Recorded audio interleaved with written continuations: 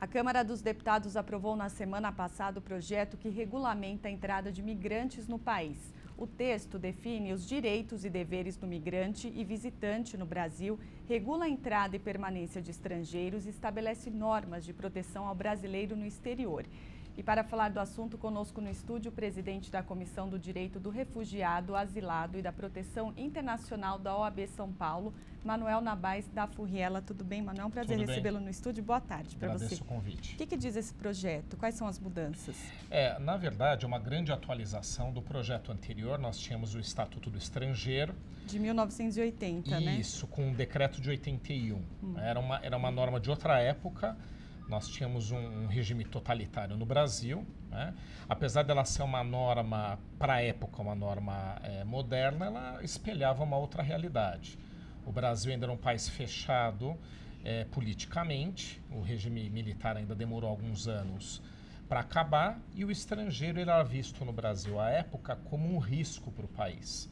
Né? Havia uma série de receios do governo brasileiro de que estrangeiros viriam ao Brasil praticar atos terroristas, de que viriam apoiar grupos políticos nacionais, a anistia aos brasileiros que estavam no exterior, refugiados e asilados por conta do regime militar, era recente, era do ano anterior de 79, então era um outro contexto. Muito diferente da realidade, né, completamente diferente.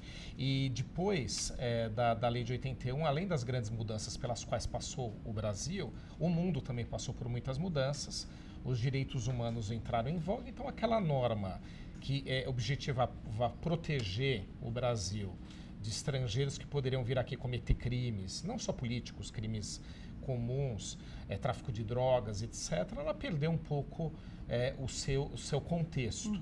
Então, a principal função dessa norma é melhor tratamento, um tratamento do estrangeiro de uma forma mais adequada, porque a maior parte deles, obviamente, não vem ao Brasil para praticar nada ilícito, né? Vem para cá buscar oportunidade de emprego, para trabalhar, né? Para trabalhar, novas relações pessoais das mais variadas. Então, ele atualizou, né, esse meandro. E ele, em parte, atendeu uma situação que o Brasil nunca imaginou, mas teria que imaginar, de que o estrangeiro é estratégico para o desenvolvimento nacional, né? A gente até às vezes participa de alguns debates nos quais a vinda de estrangeiros para o Brasil é mal vista, mas todo mundo esquece que nenhum de nós é daqui, né? Porque todos nós somos aí descendentes, né, de pessoas que vieram de outra parte do mundo, seja em primeira, segunda, terceira, quarta geração. Então ele começa a imaginar o estrangeiro como parte de um processo de desenvolvimento do Brasil. E a gente está falando aqui de São Paulo. São Paulo é a cidade mais desenvolvida da América Latina, pouca gente sabe, não só do Brasil, o estado de São Paulo nem que se fale, e nós tivemos alavancado o nosso desenvolvimento como estrangeiros, né? Também algumas pessoas deslocadas de outras partes do país, mas estrangeiros foram parte determinante do nosso processo de desenvolvimento. Então, esse projeto, em parte, não totalmente, mas em parte ele contempla a ideia de que a gente tem realmente que utilizar a mão de obra estrangeira para alavancar, ajudar o desenvolvimento do Brasil. Então, é uma outra visão do que é o estrangeiro e esse processo de integração à sociedade. Agora, que mudanças que você destaca? Quais são as principais delas? Por exemplo, ele tem um trecho que fala sobre punições para traficantes de pessoas. Tem casos de residência que podem ser negadas. Que casos são esses? Queria que você explicasse um pouquinho essas mudanças. Com relação ao tráfico de pessoas, né, isso também é uma das atualizações que nós temos. Quando você imaginava a realidade do mundo e do Brasil, comecinho dos anos 80, ainda reflexo, né, ali de uma grande virada que teve nos anos 70, né, de uma grande transformação social e econômica do Brasil, na verdade, essa questão de tráfico de pessoas já existente, isso faz parte da história da humanidade, ela não era totalmente contemplada pelo Brasil. Então, atualmente, essa é uma questão importante. Inclusive, é uma questão atual no Brasil. Quando a gente observou os haitianos vindo ao Brasil e chegando pelo Acre, todo mundo estranhou, né? Falou, se o destino deles, que eles queriam, era São Paulo, por que eles entraram pelo Acre? Eles entraram pelo Acre porque vieram por uma rota internacional de tráfico de pessoas. Eles saíram do Haiti, passaram pelo Haiti, uma parte de uma ilha, passaram pelo Panamá e entraram pelo Peru. Bom, qual é ali a região fronteiriça do Brasil com o Peru? É o Acre, basicamente. Outras partes, mas o Acre. Eles entravam lá.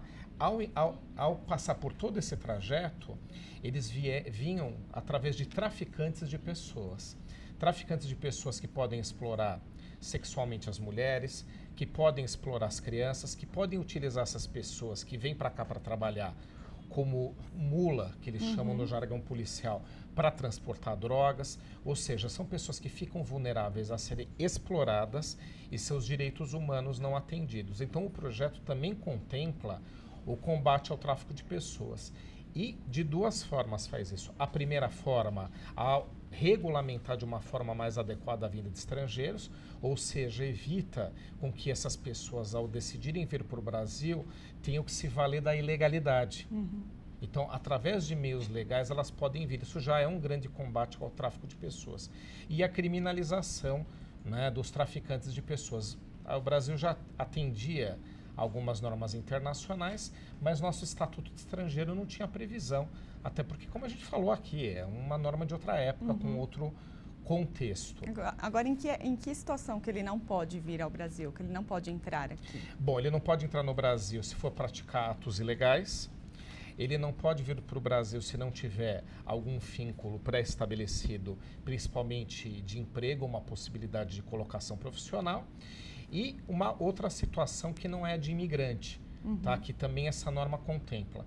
Quando a gente fala de estrangeiro vindo para o Brasil, o leigo imagina que todos vêm na mesma situação. Você tem, na verdade, dois grandes grupos de estrangeiros que vêm para o Brasil. Aqueles que vêm por opção, quero viver no Brasil, quero constituir família no Brasil, conheci algum brasileiro ou brasileira, por isso quero viver com ele ou com ela no Brasil, quero trabalhar no Brasil porque tem melhores oportunidades do que no meu país, quero viver no Brasil porque gosto mais da cultura, e tem casos assim. Esse opta por viver no Brasil. Mas tem uma realidade que pouca gente sabe, né? Acabei até agora há pouco de até gravar um vídeo para vocês nesse sentido, que é o caso do refugiado. Tem pessoas que vêm ao Brasil porque querem viver aqui e tem pessoas que vêm para o Brasil fugindo de perseguição, de guerra civil, é o caso dos sírios, vêm fugindo de perseguição religiosa, vêm fugindo de perseguição política, pedem asilo ao Brasil. Então você tem dois grandes grupos contemplados aí. Então em que situações eles vêm no Brasil? Ou vêm por opção, esse que vem por opção, ele precisa atender um mínimo de requisitos para viver aqui, histórico criminal, não pode ter problemas nesse sentido, e aquele que vem para o Brasil fugido de uma perseguição, que é o refugiado. Esse vem para cá e tem que comprovar que está sendo perseguido. Então não é que ele opta pelo Brasil, ele foge para o Brasil. Então essas duas situações são as principais contempladas na norma. Tá, tem outras mudanças também, mas nosso tempo aqui é curto. Como é que está a situação desse projeto para ele ser aprovado, para ele ser sancionado, para a gente finalizar? Tem uma situação política, né? Uma parte da bancada do Congresso, uma parte mais conservadora, ela é contra essa liberalização, né? Tem uma parte da bancada que entende que o estrangeiro pode trazer riscos ao Brasil, mas a gente tem que deixar claro aqui, parece que eu estou dizendo defendendo estrangeiro criminoso. Primeiro, para que todo mundo saiba, a maior parte dos estrangeiros que pedem refúgio no Brasil é negado o pedido, 80%, ou seja, tem que ser perseguido mesmo direitos humanos. Aqueles que optam por viver no Brasil, eles têm que mostrar regularidade, todo tipo de legalidade documental e histórico criminal totalmente limpo no passado. E detalhe, se algum deles cometer algum ilícito no Brasil, está sujeito a ser deportado e expulso. Então, não é porque o projeto melhor regulamenta que significa que a gente está mais vulnerável no Brasil. Não, a gente não está mais vulnerável no Brasil. O próximo trâmite de votação, ele continua, né? A gente aguarda também uma votação favorável do Senado, mas a gente espera que realmente esse projeto seja efetivado. E é importante também a gente deixar claro que ele é fruto de um equilíbrio.